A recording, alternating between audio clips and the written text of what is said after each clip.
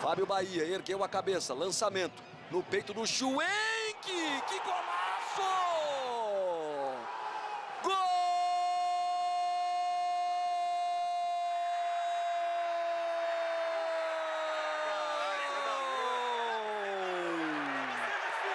É de Schwenk!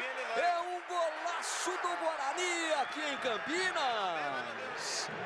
Um golaço! E futebol tem coisas que só acontecem com quem veste a camisa 9. Lembra que nós falamos que o Schwenk poderia entrar por Inacreditável Futebol Clube? E o que dizer desse golaço do camisa 9 bugrino? O domínio no peito, o giro, o voleio sem a bola cair no chão, de novo. Olha o domínio do Schwenk, o Pedrão vem chegando.